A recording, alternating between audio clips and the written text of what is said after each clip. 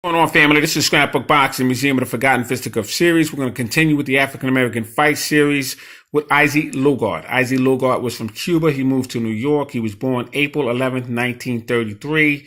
Unfortunately, he died December 12th, 1988. He was 5'7" and he began his professional debut November 12th, 1949 in New York. He fought good fighters such as Gaspar Ortega. Gaspar Ortega had a record of 44-9. He defeated Gaspar Ortega. This was in November of 1962. He would fight Emil Griffith. Emil Griffith was a 5-time champion. He lost to Emil Griffith. Emil Griffith had a record at the time of 26-3. Emil Griffith was in there with everybody.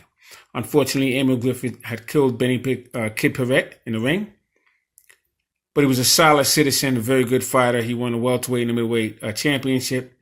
So, that was a good fighter that Isaac Lugard faced. He would face Jorge Fernandez. Jorge Fernandez, another good fighter, 79-5 at the time he faced him. He would lose to Jorge Fernandez sometime in August 1961. But you have to understand, Jorge Fernandez was another good fighter. I can try and compare those fighters to certain names today, but I'd rather concentrate on what I'm doing here. Luis Rodriguez, 24-0. He lost to Luis Rodriguez. Luis Rodriguez was another good fighter. He was a welterweight champion as well. He would fight Charlie Scott, 21-11. Charlie Scott, another good fighter. These are all dynamite fighters. Nino Benvenuti, 27-0. He would lose to Nino Benvenuti. Nino Benvenuti would fight Carlos Monzon, who he lost the title to. But he would go back and forth with that title with Emil Griffith. Don Jordan, he faced Don Jordan. Don Jordan was a welterweight champion who took the title away from Virgil Akins. At the time, Don Jordan had a record of 40-11. He lost to Don Jordan. But like I said, Don Jordan was a phenomenal fighter. Now, Isaac Lugard was in a tournament. That belt that was vacant for the welterweight championship was originally Carmen Basilio. Carmen Basilio relinquished the title in order to fight Sugar Ray Robinson in 1957. So he had to face Virgil Akins, and he lost that opportunity to win the welterweight championship from Virgil Akins. Virgil Akins had to fight Vince Martinez, and that's basically what happened. But Isaac Lugard can proud to say he was in that tournament. So let's take a look further into Isaac Lugard's record. Now, as you can see, he was born April 11th, 1933. This was in Cuba. He stood 5'7". He began his professional career in 1949. As you can see here, third round knockout, November 12th. Fascinating. Ramon Verona. He would fight Angel Fernandez, knock him out in 9 rounds. Baby Gavilan, 10-round decision. That was March 11th. And we'd have all victories. He would lose a fight to Baby Gavilan on May 19th, but that would be his only loss. I'm just skimming down here. 1951, Jose Dixon. He would defeat him in 10 rounds, February 10th, 1951. 1952, he would continue winning streak. October 5th, 1952, he would be stopped by Rafael Laster in Havana, Cuba. He was stopped in 8 rounds. That was for the Cuban lightweight title. So he tried to get a title shot in 1952 in Cuba against Rafael Laster on October 5th, 1952. And that's what you have to do. You try and get the best if you can while you're in your career. 1953. December 19th, Alberto Perez. He would lose to him in 10 rounds. But he would fight guys like Babe Vasquez in Havana, defeat him in 10 rounds. Gabriel Diaz in Havana. He would knock him out in 9 rounds. Herman Gonzalez. My mind is somewhere else. Herman Gonzalez, March 15th, 1953. He would knock him out in 4 rounds. Basilio Garcia. In Havana, Cuba, he would have a 10-round draw. J.J. Ruiz, Havana, he would knock him out in 6 rounds. Fascinating. He would fight Kid Chocolate in 1954, January 20, 7th in Miami, Florida, and we defeat him in 6 rounds. Honey Boy Williams, Miami. He would knock him out in 4 rounds. He would lose to Joe Brown in Miami Beach. Joe Brown was a very good fighter. He was a lightweight champion at the time. July 24th, he had lost his title, but he was still fighting for a little bit longer, and he wound up moving up to welterweight, and he faced Isaac Lugard in 1954. They called him Old Bones. 1955, he had 1 loss to Virgil Akins. August 8th, New York. He lost to him in 10 rounds. And like I said, he lost to Virgil Akins in that tournament that they had to try and get a champion for the welterweight championship that was relinquished by Carmen Basilio. Here we did a profile on this fighter, Ludwig Lightburn.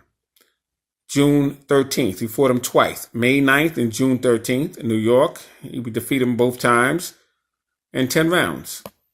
Al Wilson, New York, he would defeat him in 10 rounds. Gil Turner, October 21st. Y'all remember Gil Turner? I did a profile on him. He was a phenomenal welterweight out of Philadelphia, Pennsylvania. This was in 1955. He would defeat Gil Turner in New York. Virgil Akins, he fought him a second time, December 2nd. And he would defeat Virgil Akins. This was not for the tournament at the time, but it's on his resume that he defeated Gil Turner. Fascinating for him. 1956, February 10th. Ramon Fuentes, New York. He would defeat him in 10 rounds. Gaspar Ortega, New York, defeat him in 10 rounds. He would fight Ramon Fuentes February 10th, 1956, and Gaspar Ortega March 16th, 1956. He would face Joe Maselli, another good fighter, April 27th in Syracuse, New York. He would defeat him in 10 rounds.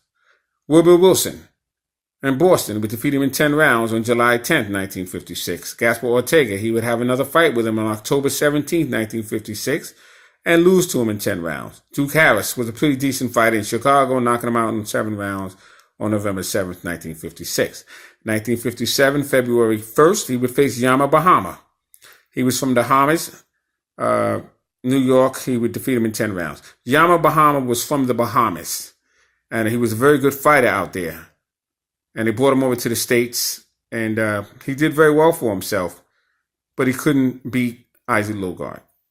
March 29th, he would face Gil Turner again in New York, and he would defeat Gil Turner once again in 10 rounds in 1957.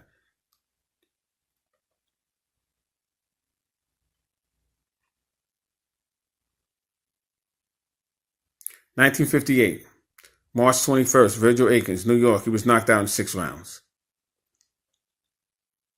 And that was for that tournament that I was referring to earlier. July 2nd, Don Jordan, Hollywood, lose to him in 10 rounds. August 27th, Rudell Stitch, Louisville, Kentucky. He would lose to him in 10 rounds. Face Rudell Stitch again, New York, and he would defeat him in 10 rounds this time. Jarrell Gray, Kingston. He would have a 10-round draw. Frederico Thompson, December 20th. He had a very good fight.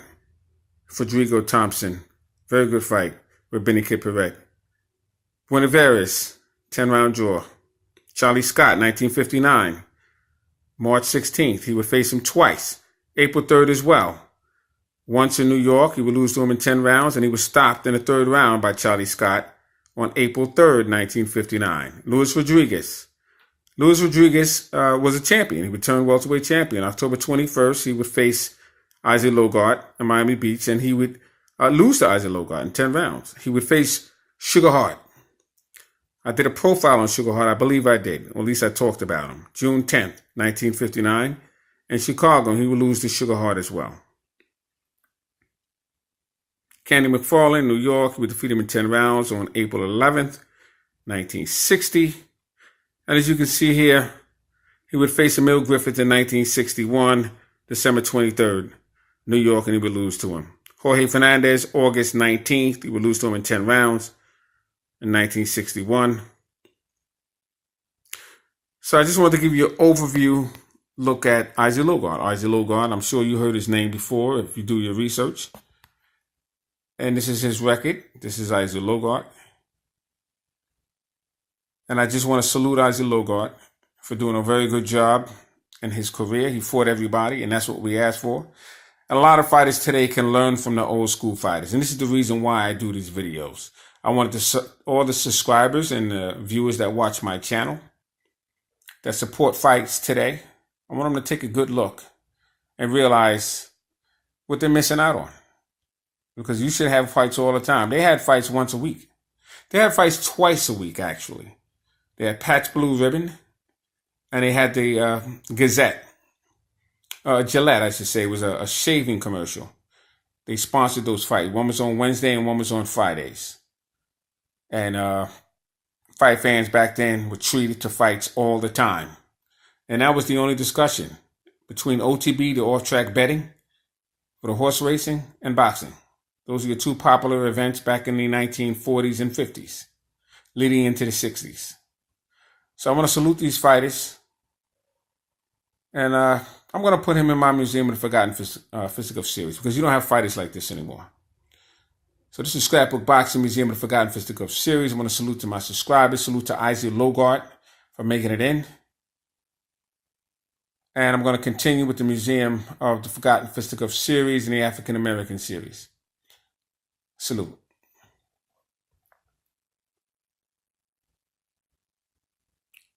Thanks for hanging in there.